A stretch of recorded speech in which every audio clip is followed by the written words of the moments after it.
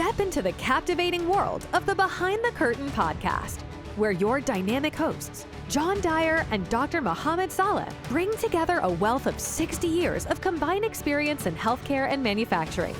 Join us every week as we delve into intriguing topics, weaving unscripted conversations that promise to take you on an unpredictable and enlightening journey. Gain valuable insights for your continuous improvement adventure as we navigate uncharted territories with enthusiasm and expertise. Welcome to a podcast that goes beyond the ordinary, unraveling the mysteries behind the curtain of knowledge.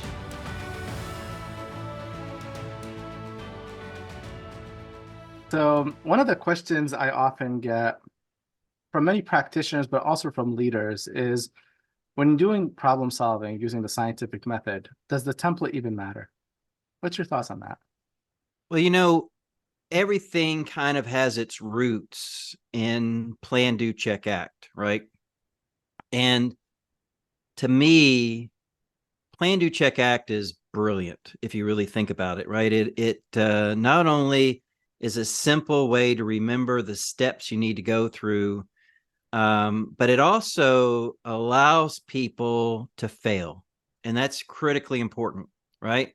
Because that's the whole point of it is that you try something, you see if it works, you learn from that, and then you go back to plan and try something else, and you learn from that, and so it's a learning cycle. But like I said, it also takes some of the fear out because it allows people to fail. Now, if you think about it, everything is kind of built on that platform: plan, do, check, act. Even DMAIC, if you really think about it, has the same concepts built in. It's just a little different way to describe it. So that's important foundation. And then how do you display that, right? So that leads you to an A3, which, as most everybody knows, A3 is just the size of the paper that you use to display your different steps. But if you go online and search the template for an A3, there's quite a few differences from template to template. So I think it's critically important that the steps mimic the plan, do, check, act. The A3s are a great way to display your progress.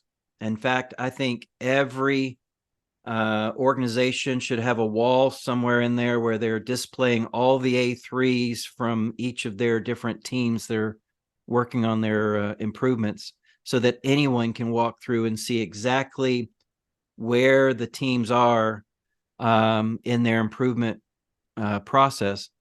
But now, having said that, do you really need an A3 for every improvement that you do?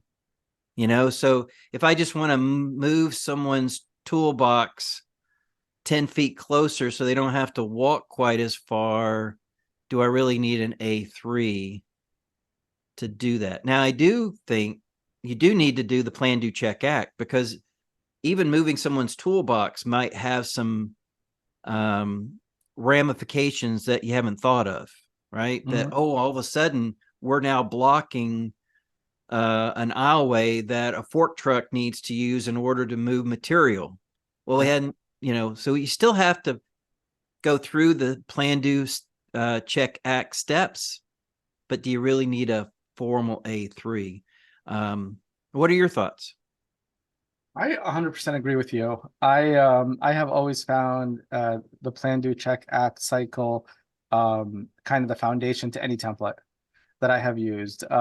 If it's an A3, then you have, your problem and current state, and root cause really is your plan. And then your do is your countermeasure box. And then the follow-up is the check and adjust, or study and adjust, depending on how you word it. But it's all the exact same thing. If you overlay DMAIC on it, your define, measure, and analyze is your plan.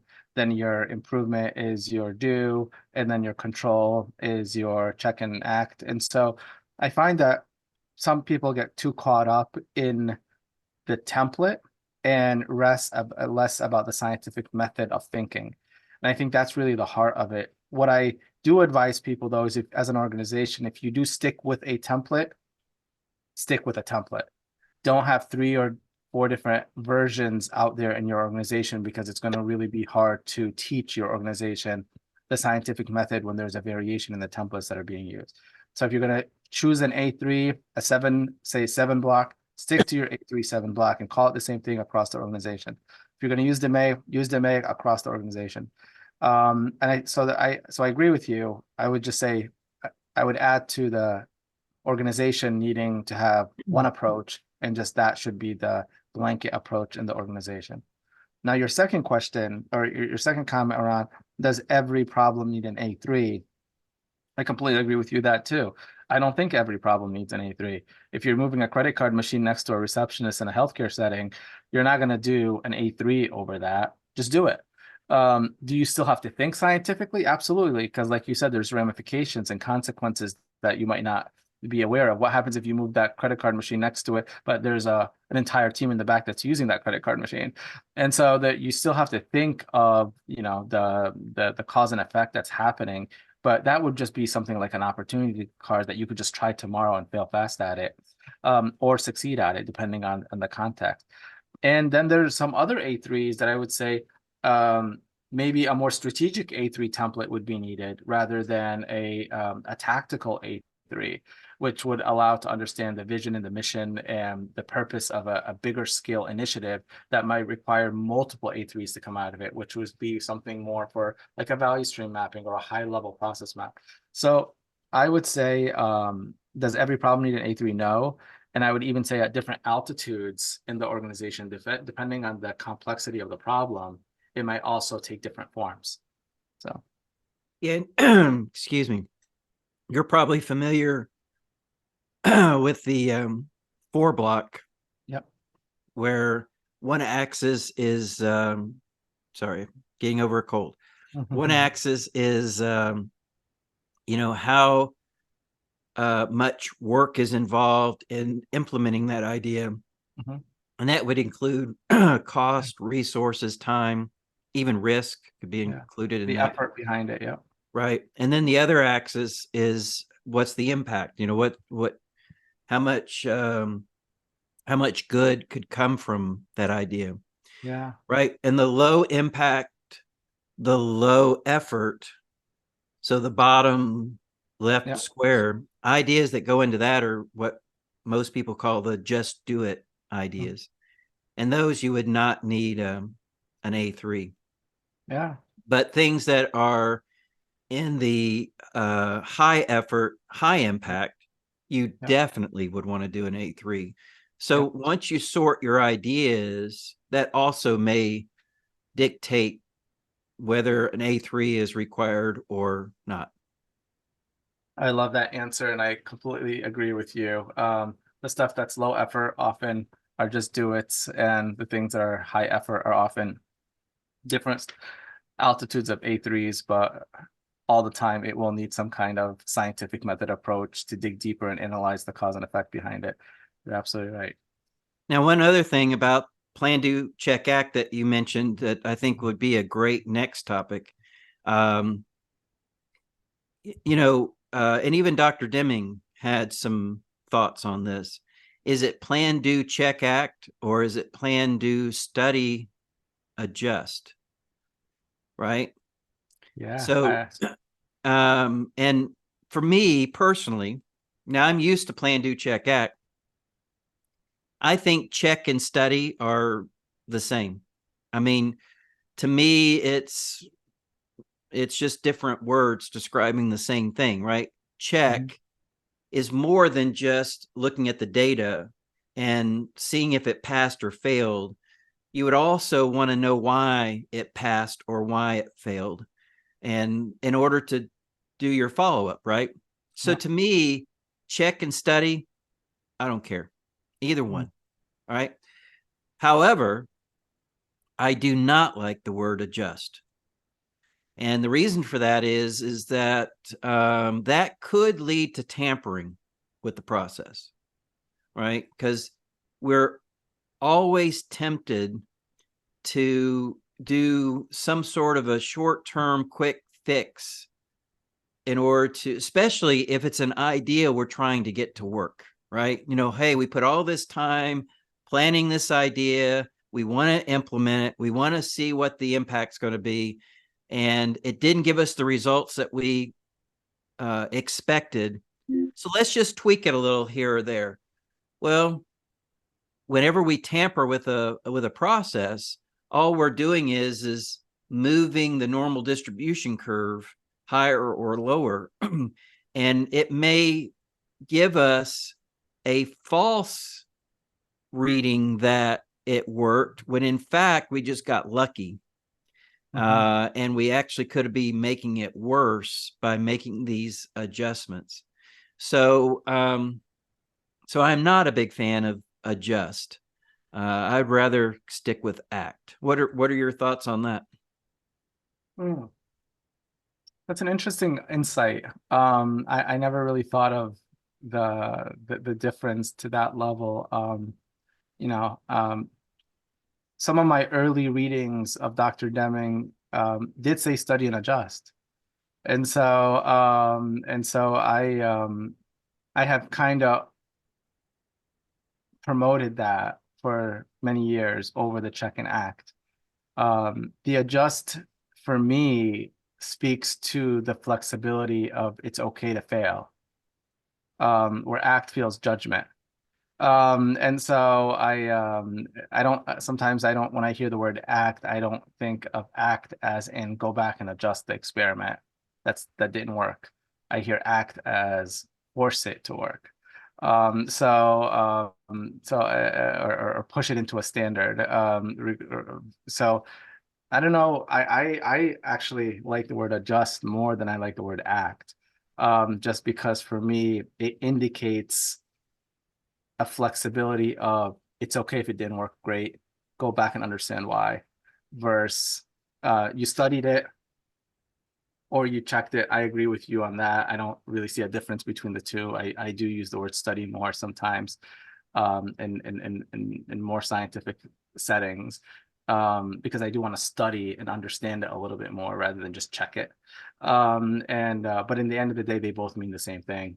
But then when you study it and it doesn't go exactly towards the hypothesis, I want to adjust that hypothesis, then understand where did I miss in the current state? Did I miss something in the root cause analysis? Did I ask the wrong open-ended questions that maybe led people down a certain path that was the wrong path? And so adjust for me allows for that psychological safe zone of people saying it's okay if we didn't work, if we failed at it, go back and adjust it, rather than the word act sometimes makes me feel like if I didn't get it right, it's punitive almost. Yeah. So, and I agree with you to an extent on that. Now, think about it, right? Whenever I see plan, do, check, act, it's always kind of in a circle with arrows going around, right? So that act points back to plan. And that's what I tell people is if you think about it, there's two possible outcomes, right? In act, the idea either worked or it didn't work.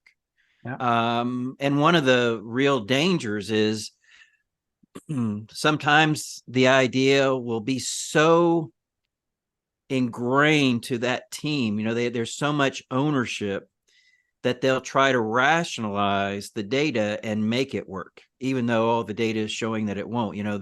The old joke, nobody likes their baby called ugly. Well, if this is my idea, it's my baby, or my team's idea, it's our baby. And now all of a sudden the data is showing that our baby's ugly.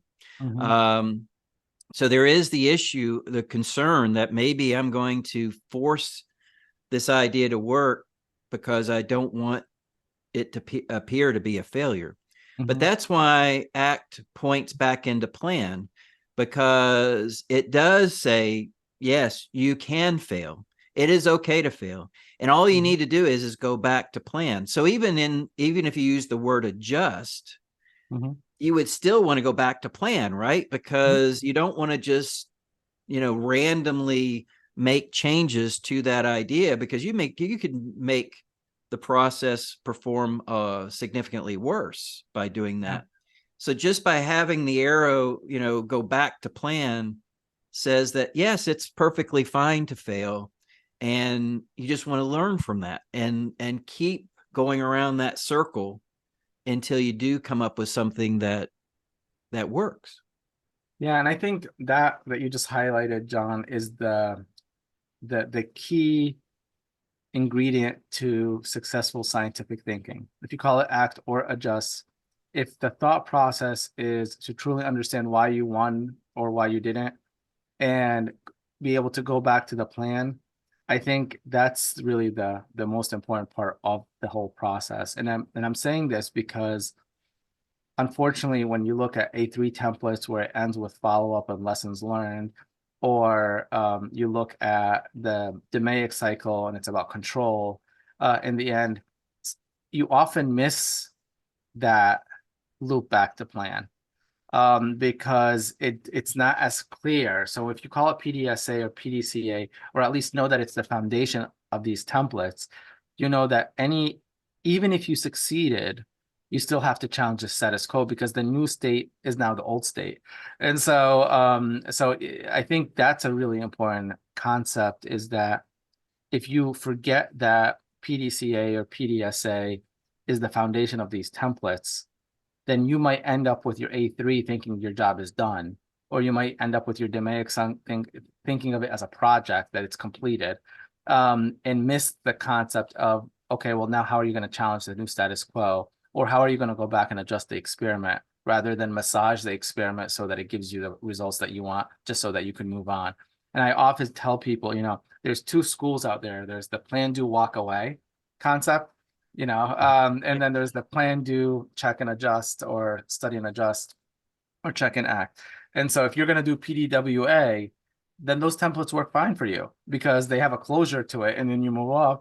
But if you see those templates as a facilitation tool to PDCA, and a way of thinking, then I think then the template works fine. But if you see it as a project, then there's flaws in those templates. Yeah, and that's a great point. That think about it, right? Some of the best improvements happen after you make a previous improvement, right? Yeah.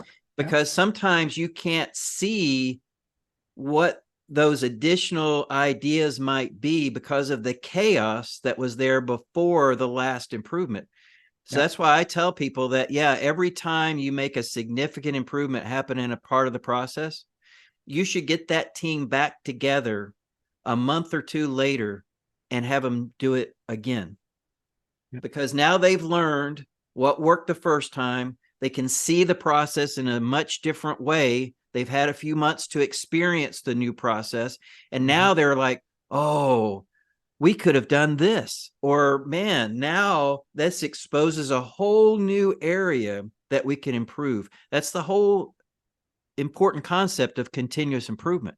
It's not a one-off. You're not done after you do one session. That's why I'm a little bit leery about Kaizen events, because it has the same kind of feel. We're going to put a whole big effort, do one Kaizen event, and then we can kind of say, all right, we're done with that part of the process because we have so many more areas we could improve upon. Well, guess what? You could do another Kaizen event or another.